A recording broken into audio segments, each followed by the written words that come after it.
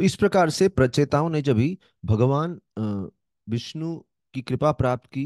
कृपा कैसे प्राप्त की? अपने गुरु के आदेशों को अच्छे से पालन करके।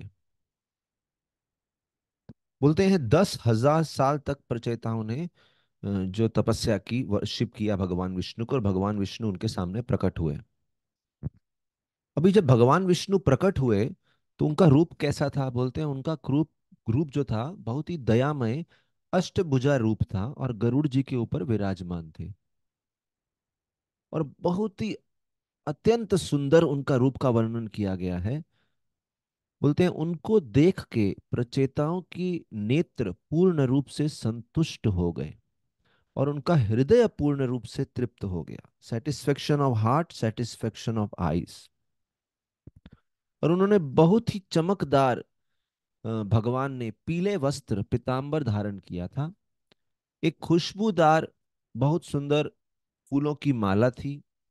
एक चमकता हुआ मुकुट था शीश के ऊपर, और कौस्तुभ मणि का नेकलेस था। और आठों भुजाओं में उन्होंने अलग अलग प्रकार के अ, अस्त्र धारण किए थे, वेपन्स धारण किए थे। और उनकी दृष्टि में करुणा झलक रही थी, कंपैशन। बहुत इंपॉर्टेंट है। भगवान विष्णु की दृष्टि में करुणा थी। और जब हम भी प्रचार करते हैं, हमें भगवान विष्णु के वही करुणा भाव को दूसरों तक पहुंचाना है। यहाँ पे दो चीजें हैं। एक होता है करुणा, लेकिन करुणा का मतलब ये नहीं कि किसी को कुछ भी करने दो। तो व्यक्ति को सुधारने में मदद करना है, कभी कभी उनके साथ स्ट्रिक्ट भी रहना है, लेकिन हर भाव एक करुणा से आना चाहिए, हमारे अहंकार से नहीं आना चाहिए। तो कंपैशनेट ग्लैंस। और भगवान विष्णु ने प्रचेताओं को आशीर्वाद दिया और कहा, प्रिय राजकुमारों, मैं आपको पूर्ण भाग्य का आशीर्वाद देता हूं। और विशेष रूप से मैं आपसे प्रसन्न क्यों हूं? क्योंकि आपका जो आपस आपस में बहुत ही फ्रेंडली, बहुत ही मित्र जैसा आपस में जो उनका एक दूसरे से डीलिंग्स था, और उनकी जो सिंसियरिटी थी उस डीलिंग्स में, उसकी वजह से मैं बहुत प्रसन्न हूं कि there is lot of cooperation and friendly dealings with in each other.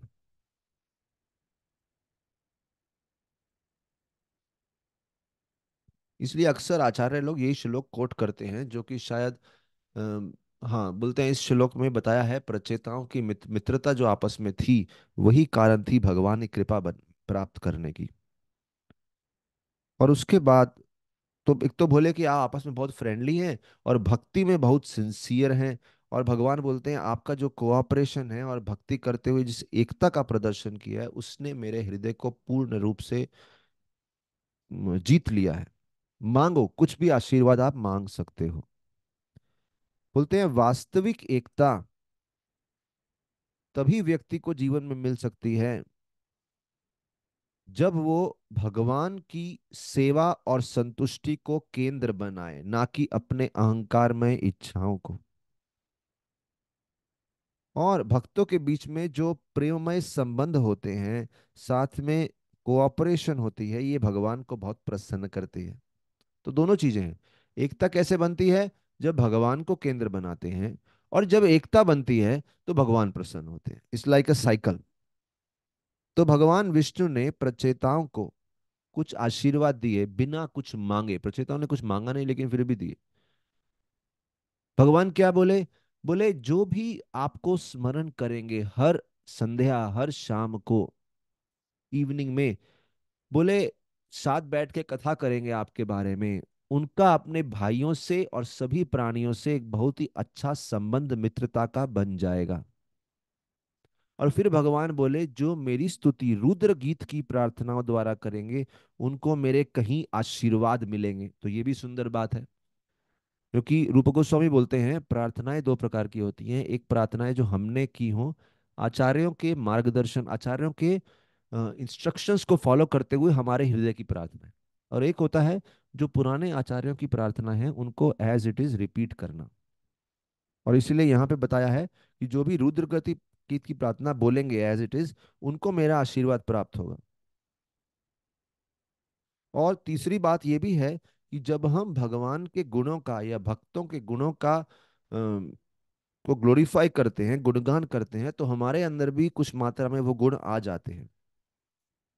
तो ये सब आदान प्रदान हो गया। उसके बाद भगवान ने उनको आशीर्वाद दिया कि आप मारीशा नामक कन्या से सब लोग विवाह कर लो। वो कौन है? वो वृक्षों की पुत्री है। वृक्षों ने उसका पालन पोषण किया है। वो बोले कि आप सब प्रचेता लोग जो हैं, कृपया उनसे शादी कीजिए, क्योंकि आप सबका स्वभाव उनसे तालमेल रखता है। तो बहुत इंटरेस्टिंग, देखिए भगवान शादी का रिश्ता बना रहे हैं, कैसे बना रहे हैं? दोनों का नेचर मैच होता है। कैसा नेचर है उनका? बोले वो बहुत ही ओबीडिएंट है, मतलब बहुत आज्ञाकारी है, पहली बात तो। और दूसरी बात, बोलते अब देखिए प्रचेता भी बड़े आज्ञाकारी, जैसे शिव जी ने सिखाया था बिल्कुल वैसा ही किया। फिर बोलते हैं प्रचेता ने केवल शिव जी का ही नहीं, प्रचेताओं ने अपने पिता की आज्ञा का पालन किया। तो जैसे अपने पिता की आज्ञा का पालन किया, वैसे ही वो भी बड़ी आज्ञाकारी महिला है। इसीलिए वो आपकी पत्नी बननी चाहिए, बिल्कुल परफेक्ट, आपका नेचर मैच होता है। और मेरे आशीर्वाद से आप लोगों का एक बहुत ही प्रसिद्ध पुत्र होगा, जो आगे चल के बहुत प्रसिद्ध होगा, और जिनकी प्रजा से पूरे तीनों लोक को पॉपुलेट करेंगे वो, whose progeny will fill the three worlds। अच्छा, अभी बताया गया है कि एक्चुअली एक कन्या का 10 पतियों से विवाह करना, ये बहुत अनयूजुअल सी बात है। लेकिन यहाँ भगवान का आशीर्वाद था, भगवान की इच्छा थी, कुछ तो भगवान का प्लान था, उन्होंने ये पॉसिबल किया। लेकिन ऐसा बहुत ही एक्सेप्शनल केस होते हैं जहाँ एक कन्या के मल्टीपल हस्बैंड्स होते हैं, क्योंकि बहुत जरूरी है उसके लिए सभी हस्बैंड्स को इक्वली ट्रीट करना। और दूसरा एग्जाम्पल रह चुका है द्रौपदी का। ऐसे बहुत विरले ही कोई एग्जाम्पल है, रेयर एग्जाम्पल्स। द्रौपदी ने 5 पांडवों से विवाह किया। भगवान विष्णु आगे चल के बोलते हैं प्रचेताओं को, बोलते हैं आप इस जगत की जितनी फैसिलिटीज, आनंद, ऐश्वर्य भोग लीजिए उसका। वेरी इंटरेस्टिंग, प्रचेताओं ने भक्ति किया, उसके बाद भगवान ये भी बोल रहे हैं, okay enjoy the good facilities of this world, स्वर्ग का भी आनंद लीजिए। कब तक आनंद लीजिए? बोले आपको मैं 1 मिलियन दिव्य वर्ष देता हूं, सेलेस्टियल ईयर्स, 1 मिलियन, तब तक आप आनंद लीजिए, और आपकी शारीरिक शक्ति भी बड़ी तंदुरुस्त रहेंगे आप। और उसके बाद शुद्ध भक्ति मेरे प्रति प्राप्त करके आप जरूर मेरे पास आएंगे, मेरे धाम में आएंगे, ये जगत त्यागने के बाद। बोलते हैं एक भक्त जो है धन में इच्छा नहीं रखता, लेकिन भगवान कभी कभी किस्सों में देखते हैं को भगवान धन दे देते हैं, अगर उनको कॉन्फिडेंस है कि ये भक्त जो है इतना धन, इतना ऐश्वर्य प्राप्त करने के बाद भक्ति से विचलित नहीं होगा। भगवान की इतनी कृपा प्राप्त करके प्रचेता जो थे, उन्होंने हृदय से प्रार्थनाएं अर्पण की, और गदगद हो गए थे, उनकी वाणी गदगद हो गई थी, तो जैसे गला भर आया हो, उसमें प्रार्थनाएं अर्पण करने लगे और बोले, हे भगवान, आप तो भक्तों के कष्ट दूर करने वाले हो, माने जाते हो, ऐसी आपकी प्रशंसा है, ऐसी आपकी महिमा है, that you release release the devotees of all distresses. और हमें क्या है, हमें क्या चाहिए आपसे? हमें आप जहां भी रखें, बस इतना चाहिए कि आपका जो मंगलमय नाम है, हमेशा उसका जाप करते रहें, उसको उसको कीर्तन करते रहें आपके नामों का। और आपकी जो लीलाएं हैं, जन्म जन्मांतर तक उस लीलाओं का श्रवण करें। हमें केवल आपकी संतुष्टि चाहिए। सी सो मेनी थिंग्स, एक तो नाम जप मांग रहे हैं, श्रवण मांग रहे हैं, और बोल रहे हैं केवल कृष्ण की संतुष्टि, भगवान विष्णु की संतुष्टि चाहिए। बोले इसके अलावा, ये तीनों के अलावा हमें और कोई बेनेडिक्शन और कोई आशीर्वाद चाहिए ही नहीं। हमें मुक्ति भी नहीं चाहिए। मुक्ति क्या होती है? अगर आप कभी किसी कष्ट में फंसे हुए हैं, किसी समस्या में फंसे हुए हैं, किसी की शादी नहीं हो रही, अम, किसी का धन अटका हुआ है, किसी की पढ़ाई नहीं हो रही, किसी का व्यापार नहीं चल रहा, किसी के शरीर में कष्ट है, ये सब कष्ट होते हैं। प्रचेता बोलते हैं हमें हमें कष्टों से मुक्ति भी नहीं चाहिए। और फिर बड़ा सुंदर उदाहरण देते हैं। बोले जैसे एक मधुमक्खी होती है, वो पारिजात वृक्ष के पास जाती है, और पारिजात वृक्ष को छोड़ के वो कहीं नहीं जाती, क्योंकि उस वृक्ष में उसको प्रचुर मात्रा में शहद मिल जाता है। उसी प्रकार से हम एक बार आपके आश्रय में आ गए हैं, हमको और कहीं नहीं जाना, क्योंकि यहाँ पे हमको असीमित मात्रा में आध्यात्मिक आनंद मिल रहा है। और इसलिए बोलते हैं भक्त जो है भगवान के बारे में सुनने में और भगवान की सेवा करने में अत्यंत अत्यंत संतुष्टि प्राप्त करता है, ग्रेट सेटिस्फेक्शन। फिर प्रचेताओं ने ध्यान लगाया कि केवल शिव जी की कृपा हुई तो वो भगवान विष्णु की कृपा प्राप्त कर पाए। बहुत कृतज्ञता थी उनकी शिव जी के प्रति। वेरी इंपॉर्टेंट, अगर आपको कुछ सक्सेस मिला है तो पीछे मुड़ के देखना वो किस किस की कृपा से मिला है, और उनके प्रति हमेशा ग्रेटिट्यूड रखना बहुत जरूरी है। वो एक दृष्टिकोण है। और दूसरा यहाँ पे देख रहे हैं भगवान शिव की कृपा से विष्णु मिल रहे हैं। तो अगर आप भगवान शिव के तत्व को भी देखेंगे तो कैसे भगवान शिव विष्णु की तरफ भक्तों को प्रोत्साहन दे रहे हैं। तो शिव जी के प्रति इतना कृतज्ञता था, और उस पर ध्यान देते हुए भगवान विष्णु को बोलने लगे प्रचेता सब लोग मिलके, सब भाई लोग, सब भाई प्रचेता भगवान विष्णु की स्तुति करते हैं और बोलते हैं, बोले एक शुद्ध भक्त का अगर एक क्षण के लिए भी संग मिल जाए तो उसकी तुलना स्वर्ग के सुख या मोक्ष से भी नहीं की जा सकती। देखिए ये वाला श्लोक कई बार भागवत में आता है। ये जो हम जो वाक्य बोल रहे हैं, जिस श्लोक का ये अनुवाद है, बेसिकली क्या बोल रहे हैं, किसी को स्वर्ग का सुख चाहिए, किसी को मोक्ष चाहिए। मोक्ष बहुत बड़ी चीज है, सबको बार बार याद दिलाना चाहिए। सोचिए कोई कैंसर से पीड़ित है, बुरी तरह से पीड़ित है, 5 साल से पीड़ा है, सडनली उसको मुक्ति मिलती है, कितना अच्छा लगता है। किसी का 10-15 साल से कोई कोर्ट केस खींचे जा रहा है, किसी की कोई प्रॉपर्टी बेचनी है, वो अटकी हुई है, वो बिक नहीं रही है, 15 साल 20 साल उसका पैसा अटका हुआ है, सडनली उससे मुक्ति मिलती है, कितना सुख मिलता है उसको। बोले ऐसा, और सोचिए भौतिक जगत के सारे कष्टों से मुक्ति मिल जाए, तो ऐसा मुक्त स्वर्गीय सुख, बोले उस, वो भी भक्तों के एक संग, एक क्षण के संग के सामने भी ये सुख खड़ा भी नहीं हो सकता, कुछ भी नहीं है, नथिंग। और अब हम देखते हैं उस संग, उस संग का, उस क्षण भरे संग का परिणाम देखिए ना। भगवान शिव के साथ वो छोटा सा समय बिताया हमने, जिन्होंने हमें रुद्र गीत सिखाया, और देखिए आप सामने आ गए हमारे। और फिर उसके बाद भक्तों के बारे में बोलते हैं प्रचेत, सब सारे भाई बोलते हैं, प्र, प्रचेताओं ने भक्त के बारे में बोलना शुरू किया और बोले, आपके भक्त जो होते हैं ना वो हमेशा आप ही की महिमा गाते रहते हैं, they always want to discuss your glories. और उनकी चर्चाओं में हमेशा आप मौजूद रहते हैं। This is also interesting. भक्त आपकी चर्चा करते हैं, और जहाँ पे आपकी चर्चा करते हैं भगवान, बोलते हैं भगवान अपना धाम छोड़ के भी वहां जाए, इतना अच्छा लगता है उनको वहां बैठना, कि भक्त इतने प्रेम से भगवान की चर्चा करते हैं। इसीलिए क्योंकि भक्तों में आप मौजूद हैं, इसीलिए मुझे प्रचेताएं सब मिलके बोलते हैं, हमें केवल उन भक्तों का संग चाहिए। तो ये कितनी सुंदर बातें बोली हैं। जब उनकी प्रार्थनाएं, जब उनके विवाह की बात हो गई, सब कुछ हो गया, फिर प्रचेता प्रार्थनाएं करने लगे, तो उसमें बोलने लगे कैसे उनको नाम कीर्तन, नाम जप करना है, श्रवण करना है, और उनको भगवान की संतुष्टि के लिए जीना है। और फिर मधुमक्खी का उदाहरण दिया, और बोले हमें मुक्ति भी नहीं चाहिए। और फिर बात करते हैं शिव जी को स्मरण करते हुए शिव जी के आशीर्वाद से कैसे विष्णु मिले, और फिर भक्तों की प्रशंसा करते हैं, भक्तों के बीच में कैसे भगवान हमेशा रहते हैं, इसलिए हमें भक्तों का संग चाहिए। तो इसलिए प्रभुपाद जी और आचार्य हमें समझाते हैं कि शुद्ध हृदय वाले भक्तों का संग जो है सबसे बड़ा आशीर्वाद है। अगर कोई इस ब्रह्मांड में अगर कोई आशीर्वाद चाहता है तो सबसे बड़ा आशीर्वाद ये है।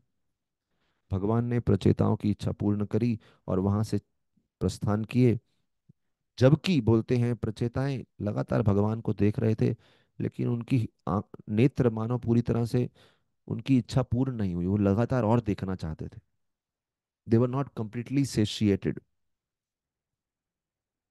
और फिर बोलते हैं उसके बाद सारे के सारे अभी देखिए बड़ी सुंदर बात है यहाँ पे। तो भगवान ने तो सभी इच्छा उनकी पूर्ण कर दी और वहां से प्रस्थान किए। और उसके बाद प्रचेता ये सब समुद्र से बाहर आए, तो ये सब समुद्र के अंदर चल रहा है। और तब उन्होंने बहुत ही एक अचंभित करने वाला जो दृश्य देखा।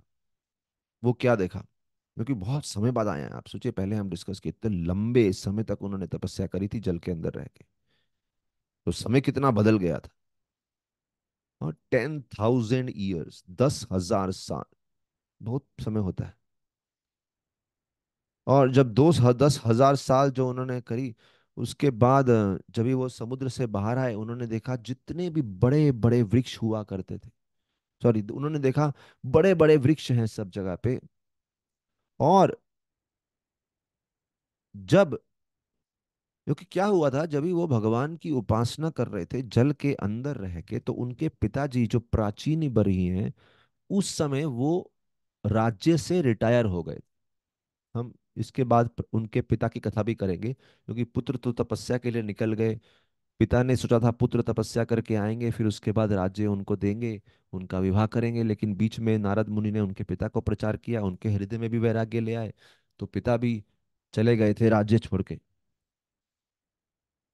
और पिताजी जो राज्य से रिटायर हो गए, वहां पे कोई राजा अच्छे से था नहीं राज्य का व्यवस्थापन देखने के लिए। तो पृथ्वी में कहीं जगह पे, जैसे होता है ना, किसी जगह पे आप ध्यान ना दो तो जंगली घास उगाती है, तो बड़े बड़े पेड़ आ गए थे, ऐसा देखा उन्होंने। और प्रचेताओं को चिंता हुई, अगर इतने बड़े बड़े पेड़ आ गए तो खेती करने के लिए सफिशिएंट जमीन नहीं रहेगी। प्रचेताओं को बड़ा क्रोध सा आ गया, मतलब परेशान से हो गए वो।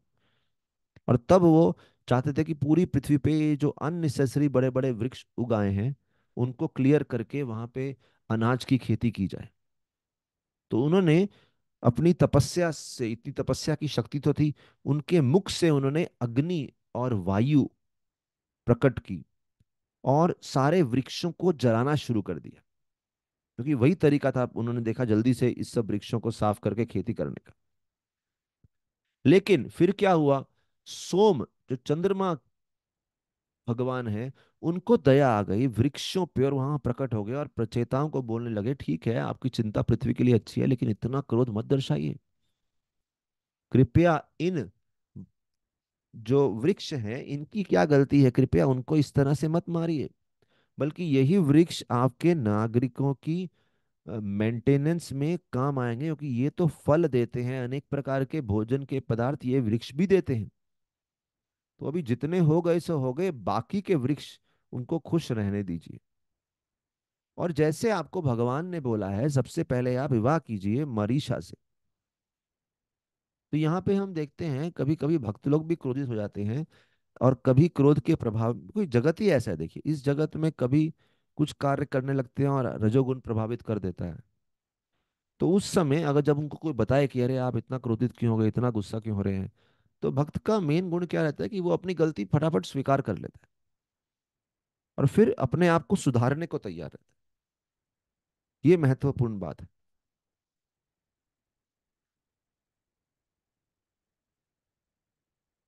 तो यहाँ पे हम देखते हैं वो सुधारने को तैयार थे अपने आप को। ठीक है चलो गुस्सा नहीं करते, अभी उनको विवाह करने को बोला है। और ब्रह्मा जी भी वहां प्रकट हो गए, ब्रह्मा जी भी प्रचेताओं को शांत करने लगे और उनको बोला हाँ ये सही बोल रहे हैं, सोम देव जो आए हैं यहाँ पे, और अभी आप विवाह कीजिए। और तब प्रचेताओं ने विवाह किया मरीषा से। और उसके बाद राज्य को बड़े अच्छे से धर्म परायण होके राज करने लगे। वेरी इंटरेस्टिंग, जैसे ही राज मिलता है हमको, सुख मिलता है, ऐश्वर्य मिलता है, हमारी जो मोरालिटी है, नैतिकता है, वो रिस्क में पड़ सकती है, क्योंकि सडनली बहुत इंजॉयमेंट मिल गया आपको, बहुत फैसिलिटी मिल गया। तो बार बार याद दिलाते हैं, इन्होंने राज्य पे राज किया धर्म परायण होके, राइटियसली। और तब जैसा उनको बताया गया था कि आपके यहाँ पुत्र होगा, बहुत प्रसिद्ध प्रजापति होंगे, वो पुत्र हुए दक्ष। और ये वही दक्ष हैं जिन्होंने पिछले जन्म में भगवान शिव के प्रति अपराध किया था। अच्छा, दक्ष इनके यहाँ जन्मे और प्रचेता जो हजारों साल तक वहां पे राज किए राज्य में, उसके बाद वो मारीश अपनी पत्नी को अपने पुत्र के संरक्षण में रख के प्रचेता भी रिटायरमेंट ले लिए। देखिए बहुत सुंदर बात है, भागवत का बहुत ज्यादा जोर रहता है बार बार, जीवन का भोग करो, एंजॉय करो, जैसे भगवान ने भी बोला था। लेकिन एक समय पे समझ जाओ कि चलो अभी रिटायरमेंट का समय आ गया, अभी पूर्ण रूप से भक्ति में लगना है। और वो वही व्यक्ति लग सकता है जो जीवन के अर्ली ईयर्स में, शुरू के सालों में अच्छा ट्रेनिंग लिया है, प्रशिक्षण लिया है। इसीलिए देखिए युवा अवस्था में बहुत अच्छा ट्रेनिंग दिया जाता है। युवा अवस्था में ट्रेनिंग हो जाए, उसके बाद व्यक्ति विवाह करे, परिवार बनाए, लेकिन कभी भी भोग ऐश्वर्य में इतना लिप्त नहीं होगा और सही समय पे वो बुढ़ापे में भक्ति में लग पाएगा, नहीं तो मुश्किल हो जाता है। तो जब प्रचेता लोग बाद में रिटायर हो गए, उसके बाद वो समुद्र के किनारे गए, फिर से भगवान की उपासना की और लगातार भगवान पे ध्यान लगाया। एक बार नारद मुनि प्रचेताओं से मिलने के लिए आए, और उन्होंने नारद मुनि को अच्छे से स्थान दिया और उनसे पूछा कि हे देवऋषि, बहुत भाग्य है कि आपको देखने को मिला। देखिए ये आपको दर्शन हुए आपके, क्योंकि ये बात भी भागवत में आती है, बोले महान संतों का तो केवल स्मरण करके व्यक्ति बहुत शुद्ध हो जाता है, फिर देखना तो बहुत बड़ी बात है, दर्शन हुआ। और फिर बताते हैं, अ, देवऋषि नारद को बोलते हैं आप जैसे संतों का विचरण, आप इधर से उधर भ्रमण करते हैं, आप सूर्य के समान हैं, क्योंकि जहां भी आप जाते हैं सूरज से तुलना क्यों की गई है? क्योंकि सूरज जो है रात के अंधकार को और हर प्रकार के भय को नष्ट करते हैं। बोले आपके आने से हमारे हृदय का अंधकार नष्ट होता है, और अनेक प्रकार के फियर्स, भय जो हमारे हृदय में डेवलप हो जाते हैं इस जगत में रहते रहते, आपके आने से वो भय भी मुक्त हो चले जाता है। और फिर नारद मुनि की प्रशंसा, हृदय से कृतज्ञता और प्रशंसा व्यक्त करते हैं। उसके बाद अपनी परिस्थिति बोलते हैं, बोले हमने भक्ति करी थी, लेकिन इतने वर्षों तक राज करने से हम लगभग, ऐसे लगता है भगवान शिव की सभी शिक्षाएं भूल सी गए थे, भगवान विष्णु को भूल गए हैं ऑलमोस्ट। अभी हम भूल गए हैं, और आप कृपया हमें आध्यात्मिक ज्ञान में जागृत कीजिए, प्लीज एनलाइटन अस। तब नारद मुनि बोलने लगे, हे प्रचेताओं, हमारा जन्म, हमारे कार्य, हमारी जीवन की अवधि, लाइफ स्पेन, हमारा मन, हमारे शब्द, इन सब की पूर्णता तब होती है जब भगवान कृष्ण की भक्ति करते हैं। सी वेरी इंटरेस्टिंग। अभी नारद मुनि बता रहे हैं तो प्रचेता बोल सकते थे, अरे हमने बहुत भक्ति की है, शिव जी ने सिखाया हमको, और हम तो भगवान को देख भी आए, भगवान पर्सनली हमसे मिले हैं, हमारी विवाह भी उन्होंने ही तय किया था, सब बोल सकते थे। लेकिन जब कथा सुनने बैठते हैं संतों से, तो ये बात नहीं होती कि हमने ये कथा सुनी है। कथा सुनने से हमारा प्यूरिफिकेशन होता है, स्पेशली जब समय समय पे इतना भौतिकता में लिप्त हो जाते हैं। तो यहाँ पे फिर से नारद मुनि वही चीज रिपीट कर रहे हैं, कोई नई बात तो नहीं बता रहे, ऐसा नहीं कि प्रचेता को मालूम नहीं है वाली बात, लेकिन अच्छे से बता रहे हैं। बोले हमारा जन्म, हमारी जीवन अवधि, हमारे कार्य, हमारा मन, हमारे शब्द, सभी परफेक्ट कब होते हैं? जब उनको कृष्ण की भक्ति में लगाया जाए, है ना। कोई बोले आप 20 साल जिए, कैसा लगा आपको? बोले 20 साल परफेक्ट कब हुए? अगर आपने अच्छे से भक्ति में लगाया। कोई बोले आप वहां पे गए थे 4 घंटा, आपने लोगों से बातचीत किया, क्या बात किया? लेकिन वो बातचीत परफेक्ट हुआ, हम बोलेंगे that was a perfection of conversation, अगर वो कृष्ण की भक्ति में लगा। या फिर उनसे संबंधित कोई भी सेवा में, अगर डायरेक्ट कृष्ण के बारे में बात ना भी करे, बट उनसे संबंधित सेवा में, कृष्ण के मिशन में लगा, तो दैट मीन्स अरे हमारा कन्वर्जेशन परफेक्ट था। फिर कोई बोले अरे आप 2 घंटे से बैठे हैं, मन में क्या सोच रहे थे? अगर आपका मन भक्ति संबंधित विषयों में लगा है, it was the perfection of sitting alone. ऐसे ही अगर किसी ने बोला अरे आपका जन्म बड़े अच्छे परिवार में हुआ है, बड़ी धनी परिवार में हुआ है, बड़े ब्राह्मण कुल में हुआ है, इत्यादि इत्यादि, कोई इस प्रकार से बोले, तो हम बोलेंगे अरे जन्म सिद्ध तब होगा अगर उसने जन्म का प्रयोग सही तरह से भक्ति में किया।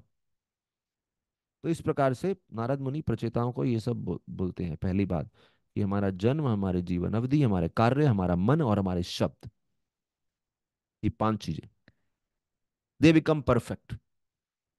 फिर उस समय नारद मुनि उदाहरण देते हैं, जैसे जड़ को पानी डालेंगे तो वृक्ष की शाखाएं सभी जितनी भी हैं, पत्ते हैं, फल वल हैं, सबको पानी मिल जाता है, सब में शक्ति आ जाती है। लेकिन केवल शाखाओं पे पानी डालें, जड़ में नहीं डालें तो वृक्ष सूख जाएगा। उसी प्रकार से दूसरा धारण है प्राणोपहारा च यथेंद्रियाना। तो ये बहुत फेमस जो एग्जाम्पल है, ये यहाँ पे आता है 4th कैंटो में, और भी जगह पे आता है, यहाँ पे एक प्रमुख जगह है जहाँ पे आता है। तो नारद मुनि बोलते हैं दूसरी चीज, जैसे शरीर में अगर हम अपने पेट में भोजन डालेंगे तो सारी इंद्रियां संतुष्ट हो जाती है, शक्ति आ जाती है, उसी प्रकार से भगवान कृष्ण की उपासना करेंगे तो सारे देवता भी संतुष्ट हो जाते हैं। क्योंकि ये भी चिंता रहती है इस जगत में कि बाकी जितने भी लोग पावर में हैं वो संतुष्ट हुए कि नहीं हुए, देवता लोग पावर में, बोले वो सब भी संतुष्ट हो जाते हैं। सो भगवान तो एक ही हैं। तो तीसरी बात बोल रहे हैं, तो पहले बोला कि सब कुछ परफेक्ट कैसे करना है, जीवन वाणी मन वो बताया। दूसरा चीज बताया देवताओं को संतुष्ट कैसे करना है, जड़ में पानी डालिए। उसके बाद तीसरा चीज बता रहे हैं, बोले भगवान जो कि एक भगवान है, लेकिन बड़े दया से वो सभी जीवों के हृदय में परमात्मा के रूप में आते हैं, तो कृपया उनके प्रति भक्ति कीजिए, शुद्ध भक्ति कीजिए, मिलावटी भक्ति मत करना, जिस भक्ति में कोई भौतिक इच्छा है इत्यादि है, मोक्ष की इच्छा है, वो नहीं। अनएलॉयड भक्ति कीजिए, क्योंकि देखिए ना वो सब कुछ छोड़ के सबके हृदय में परमात्मा के रूप में है।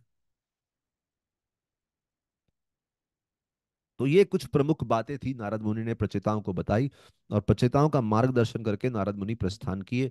और नारद मुनि से ये सब सुना, भगवान की महिमा, तो प्रचेता जो थे वो लगातार उनकी उपासना, बोले जब नारद मुनि से सुना तो अभी इतना सब ज्ञान दिया नारद मुनि ने, प्रचेताओं का हृदय पूरा भर आया और उन्होंने नारद मुनि की उपासना की, बड़े, और उसके बाद भगवान की उपासना करी, अच्छे से उपासना करी। पहले भी कर ही रहे थे, नारद मुनि जाने से उनकी उपासना और तीव्र हो गई। जैसे हम रोज जप करते हैं, लेकिन जिस दिन कथा सुन के आते हैं उसके अगले दिन हमारा जप और अच्छा हो जाता है। या कथा के बाद 1 घंटे बाद जप करना हो तो जप और अच्छा होता है, क्योंकि जप के बारे में सुन के आए हैं। तो उनकी भगवान के भक्ति और इंटेंस हो गई, और फाइनली भगवान के धाम को प्रवेश की। तो ये प्रचेताओं की कथा से हम बहुत सारी शिक्षाएं ले सकते हैं। सबसे पहली शिक्षा तो हमने देखी, जब वो जल के अंदर तपस्या कर रहे थे, तो भगवान बोले हम आपकी एकता से बहुत प्रसन्न हैं।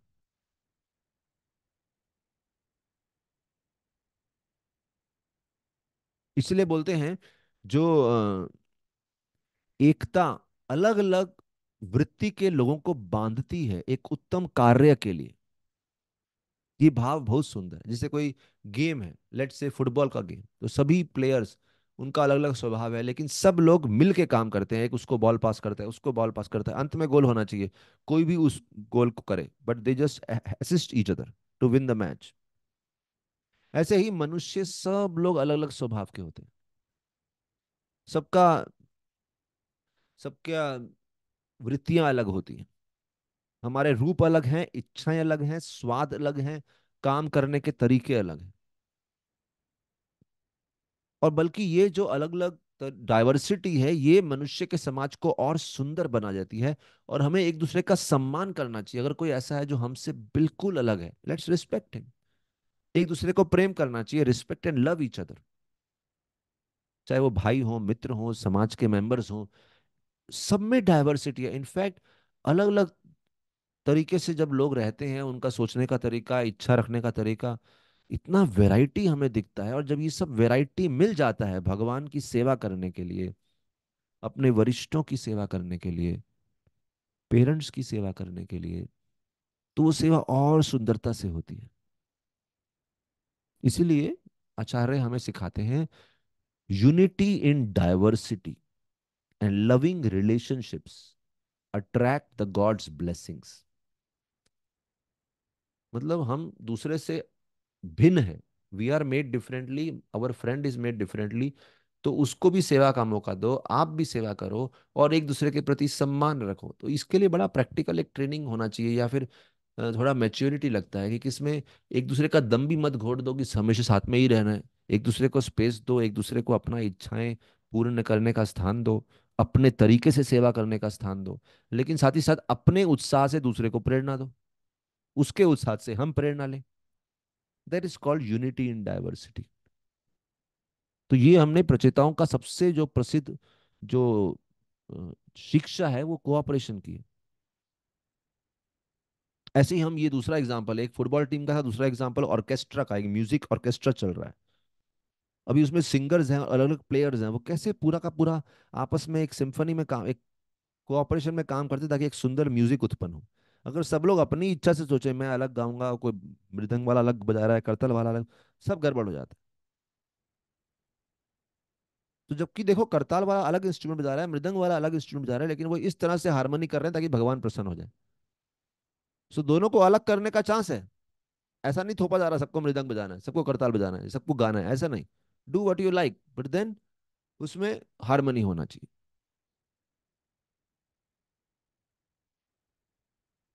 तो इस प्रकार से और भी हम शिक्षा देखते हैं। एक तो ये कोऑपरेशन का हो गया, दूसरा गाइडेंस के बारे में।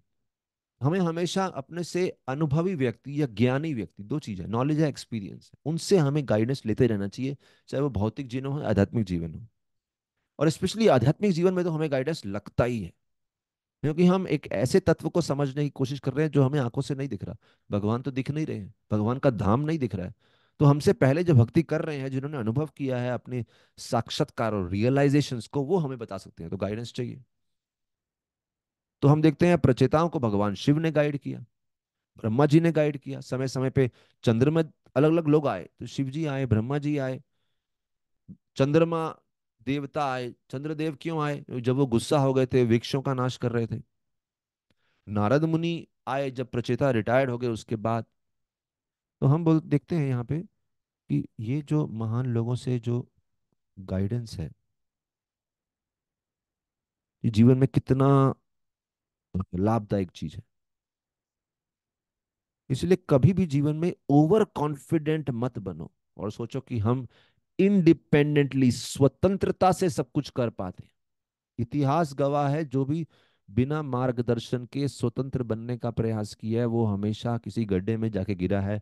कहने का मतलब जीवन में उसने अपने आप को हानि किया है। तो भगवत गीता चौथे अध्याय के 34वें श्लोक में बताया है, तद विधि प्रणिपातेन परिप्रश्नेन सेवया। जब हम एक वरिष्ठ अनुभवी व्यक्ति के पास आते हैं, कैसे उनको अप्रोच करना चाहिए? विनम्रता से उनकी सेवा करनी चाहिए। मतलब सेवा भाव होना चाहिए, ह्यूमिलिटी होनी चाहिए, और जिज्ञासा, कुछ प्रश्न, कुछ अंदर भगवान को जानने की जिज्ञासा होनी चाहिए। हाँ, तो जिज्ञासा है, सेवा भाव है, विनम्रता है, चैलेंजिंग एटीट्यूड नहीं होना चाहिए। तो इस प्रकार से ये बहुत सुंदर कथा है प्रचेताओं की।